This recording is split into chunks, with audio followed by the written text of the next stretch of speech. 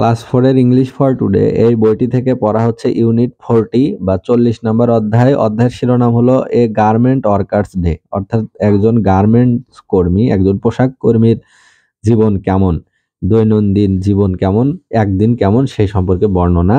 Lessons হচ্ছে 1-2, পড়া হচ্ছে 80 বা 80 নম্বর পৃষ্ঠা থেকে। তো এখানে একটা ছবি দেখা যাচ্ছে, এখানে ছবি দেখে বোঝা যাচ্ছে এটা একটা নদী ভাঙনের চিত্র, কারণ এই যেখানে মাটিগুলো ভেঙে যাচ্ছে পানির ভিতরে এবং এখানে গাছ উপড়ে পড়েছে, এখানে একটা ঘর ভেঙে গিয়েছে প্রায়, এখন নদীতে বিলীন হয়ে যাবে।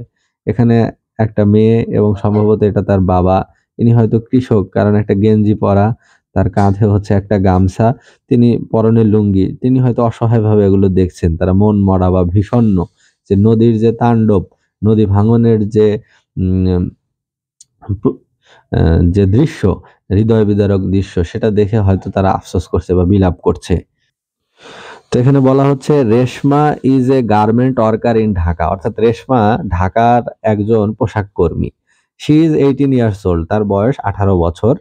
Her family came to Dhaka from a village 8 years ago, অর্থাৎ তার পরিবার একটা গ্রাম থেকে 8 বছর পূর্বে ঢাকায় এসেছিলেন। There was river erosion in her village, তার গ্রামে রিভার ইরোশন বা নদী ভাঙ্গন হয়েছিল। দে লস্ট দেয়ার হোম, তারা তাদের এই যে নদী ভাঙনে তাদের বাড়ি হারিয়েছিল। So the family came to Dhaka, তাই পরিবারটি বাড়িঘর হারিয়ে নিঃস্ব হয়ে কর্মের সন্ধানে, জীবিকার সন্ধানে ঢাকা শহরে এসেছিল। Reshma's father worked as a rickshaw driver but he died in an accident, রেশমার বাবা রিক্সা ড্রাইভার বা একজন রিক্সা পুলার বা রিক্সা চালক ছিল এবং তিনি একটি দুর্ঘটনায় মারা গিয়েছিলেন। Reshma's uncle Ratan helped the family, তখন রেশমার চাচা রতন এই পরিবারটিকে সাহায্য করে। হি found a small house for them at Kalyanpur, তিনি ঢাকার কল্যাণপুর এলাকায় একটি ছোট বাড়ি তাদের জন্য ঠিক করে দেন। He took Reshma to a garment factory in Mirpur, এবং তার চাচা রেশমাকে একটা গার্মেন্ট ফ্যাক্টরিতে, পোশাক কারখানায় মিরপুরে নিয়ে যায়। শি ওয়ার্কস দেয়ার নাও, এখন রেশমা সেখানেই কাজ করে। Her younger brother Babul goes to school, তার ছোট ভাই বাবুল সে স্কুলে যায়, স্কুলে পড়ে।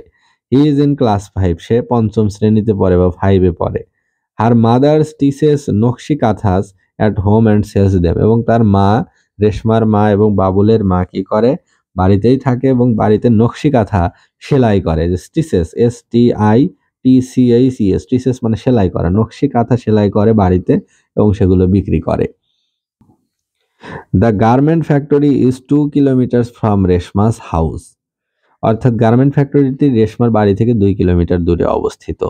In the morning she walks to work, সকালবেলা রেশমা কাজে যায়।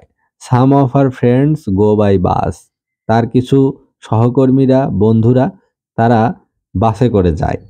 রিক্সা অর স্কুটার, অর্থাৎ বাসে, রিক্সা বা স্কুটারে যায়, কিন্তু রেশমা হেঁটে হেঁটেই যায় হচ্ছে তার গার্মেন্টসে। She works from 8 AM to 4 PM, সে সকাল 8টা থেকে বিকেল 4টা পর্যন্ত কাজ করে।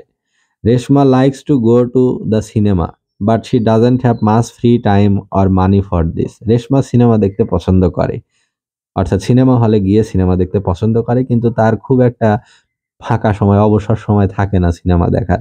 আর মানি ফর দিস, এবং টাকাও থাকে না, সিনেমা দেখতে গেলে যে খরচ হয় সেই টাকাও রেশমার কাছে ততটা থাকে না।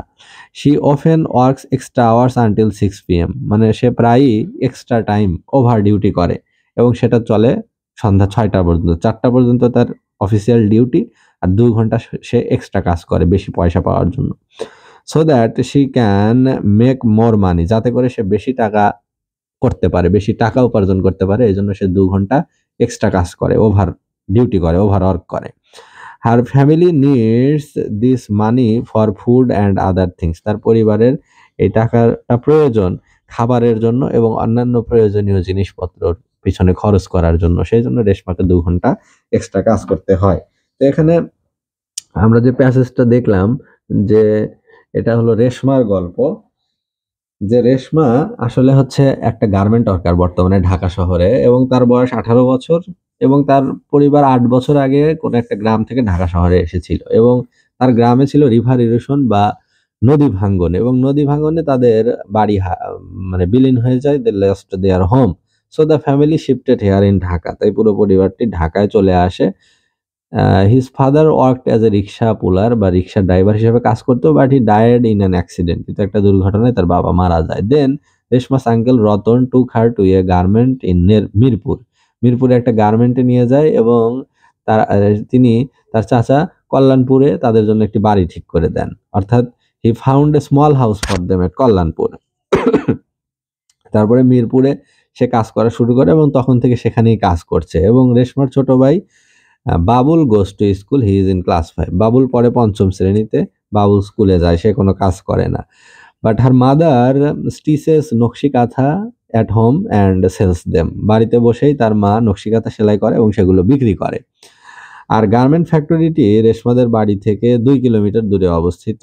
তো রেশমা প্রতিদিন হেঁটে এই কাজে যায়, কিন্তু তার কিছু সহকর্মীরা, কলিগরা, some of her friends go by bus, rickshaw আর স্কুটার। কেউ কেউ রিক্সা, বাস বা স্কুটারে যায়, কিন্তু রেশমা হেঁটে যায়।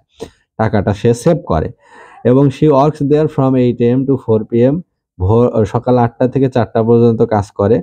এবং রেশমা সিনেমা দেখতে খুব পছন্দ করে, কিন্তু she doesn't have much free time or money for this. কিন্তু তার কাছে পর্যাপ্ত টাকা থাকে না বা ওরকম সময়ও থাকে না।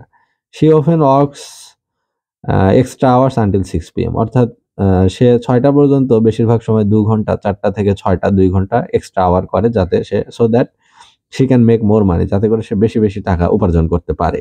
আর family needs this money for food and other things. আসলে তার পরিবারের এই এক্সট্রা টাকাটা, বাড়তি টাকাটা প্রয়োজন খাবার কেনার জন্য বা অন্যান্য প্রয়োজন মেটানোর জন্য।